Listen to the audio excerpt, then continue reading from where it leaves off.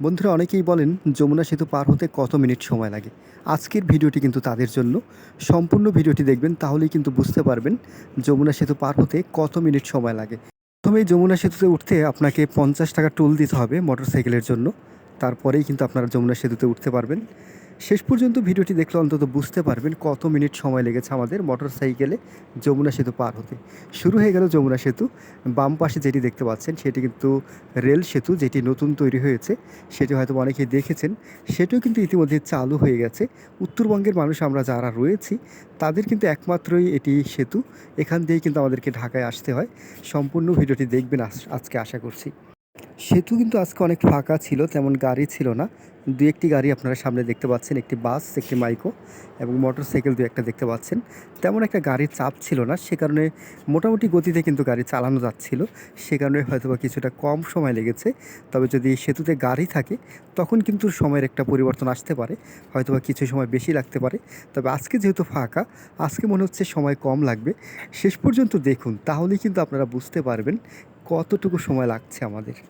সেতু পার হতে হতে সবাইকে আরও একটি অনুরোধ, সবাই যারা আছেন আমাদের সাথে সবাই একটি লাইক করে দিবেন এবং পেজে নতুন হলে অবশ্যই ফলো করে রাখবেন এবং শেয়ার করে কিন্তু অন্যকে দেখার সুযোগ করে দিবেন।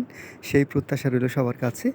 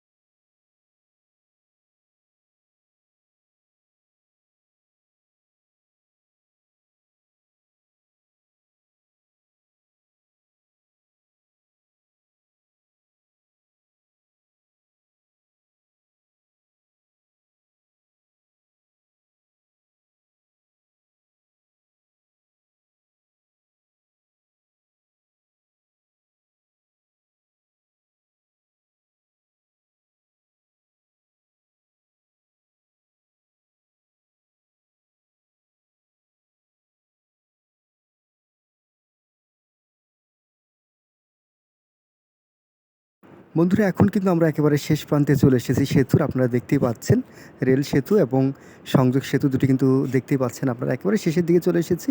কত মিনিট সময় লেগেছে সেটা অবশ্যই আপনারা কিন্তু কমেন্টস করে জানাতে ভুলবেন না। যারা এতক্ষণ ভিডিওটি দেখেছেন সবাইকে অনেক অনেক ধন্যবাদ। আশা করছি একটি লাইক, শেয়ার এবং ফলো দিয়ে পাশে থাকবেন। সবাইকে অনেক অনেক ধন্যবাদ।